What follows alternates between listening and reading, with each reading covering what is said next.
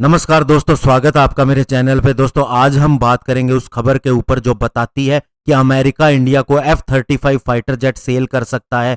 दोस्तों चाइना का मानना है कि इंडिया अमेरिका का एलाई है, इसलिए वह उसे F-35 फाइटर जेट दे सकता है। ऐसे में चाइना की चिंताएं बढ़ सकती है और वह इस साल तक अपना स्टेल्थ बॉम्बर शियान H-20 लॉन्च कर सकता है। तो चलिए दोस्तों इसी के ऊपर शुरू करते हैं। दोस्तों H-20 प्रोजेक्ट 2016 के अंदर शुरू हुआ था और इसे पीपल्स लिबरेशन आर्मी ने शुरू किया था, एक तरह से काउंटरवेट के रूप में यूएस को, क्योंकि यूएस उसकी नेबरिंग कंट्री के अंदर मिलिटराइजेशन कर रहा था और स्पेशली चाइना के नेबर्स को F-35 फाइटर जेट बेच रहा था। दोस्तों साउथ चाइना सी के अंदर ऑलरेडी बहुत ज्यादा टेंशन बढ़ रही है, क्योंकि इसके अंदर चाइना और यूएस दोनों ही अपनी एक्टिविटीज बढ़ा रहे हैं। स्पेशली देखा जाए तो स्ट्रेट ऑफ ताइवान के अंदर, जैसा कि यूरेशियन टाइम्स के अंदर रिपोर्ट हुआ था। दोस्तों military analyst south China morning post के अंदर बताते हैं कि इस रीजन के अंदर मिलिट्री बिल्डअप और ज्यादा टेंशन एस्केलेट कर सकता है, स्पेशली जब यूएस ने डिसाइड किया कि वह F-35 fighter jet Indo Pacific region की कंट्रीज को देगा।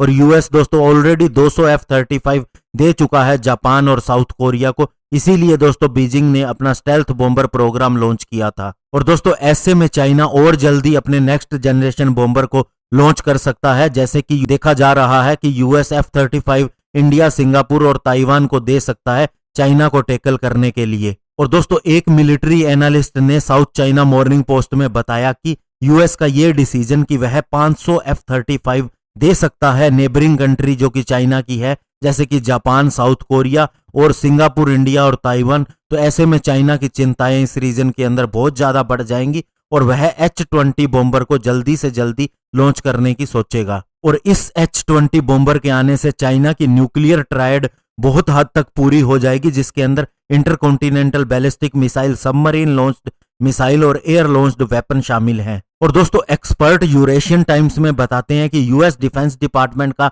यह मानना है कि H-20 की जो रेंज है वो 8500 किलोमीटर है और अभी जो लेटेस्ट एडिशन इसके अंदर किया गया है H-6K बॉम्बर होगा, उसकी स्ट्राइक रेंज इससे भी डबल हो जाती है। और इससे दोस्तों चाइनीज एयरफोर्स अपनी स्ट्राइक सेकंड आइसलैंड रिंग तक भी कर सकेगी, जिसके अंदर यूएस के बेसिस शामिल है जो कि जापान के अंदर है और गुआम भी इसके अंदर शामिल है। इसके अलावा दोस्तों मेनलैंड चाइना से फिलीपींस पे भी अटैक किया जा सकता है और दोस्तों इससे थर्ड आइसलैंड चेन के अंदर भी चाइना अटैक कर सकता है, जो कि हवाई और कोस्टल ऑस्ट्रेलिया के नजदीक स्थित है। दोस्तों इस स्टेल्थ बॉम्बर को किसी भी तरह के न्यूक्लियर और कन्वेंशनल मिसाइल के साथ में लोड किया जा सकता है। इसका maximum take off weight 200 ton है, जबकि यह 45 टन का पेलोड लेके जा सकता है। इसके अलावा दोस्तों माना जाता है कि यह सबसोनिक स्पीड पे फ्लाई करता है और 4 powerful hypersonic stealth cruise missile छोड़ सकता है। और इसके इंजन की बात करें तो यह माना जाता है कि इसे चाइना के WS-10B या फिर रशियन AL-31 FM2/3 इंजन से पावर मिलती है।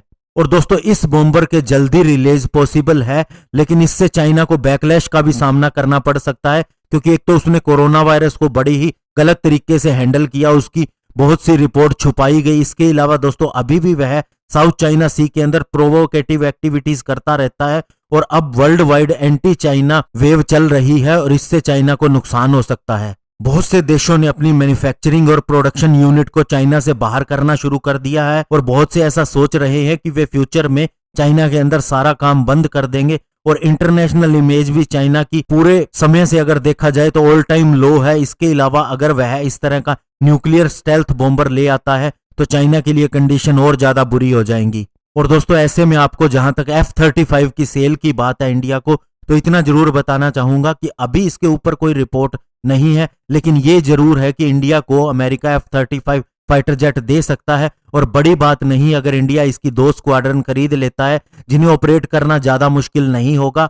और ऐसे में दोस्तों ये एक नया एक्सपीरियंस भी हो सकता है इंडिया के लिए, एक 5th जनरेशन फाइटर जेट के साथ में। हालांकि हमने अपना फाइटर जेट बनाना है, लेकिन एक 5th जनरेशन फाइटर जेट को अगर हम ऑपरेट कर लेते हैं तो इससे दोस्तों हमें उसकी कमियों का भी पता लग जाएगा और हमारे 5th जनरेशन फाइटर को हम और ज्यादा डेवलप भी कर सकते हैं। धन्यवाद, जय हिंद।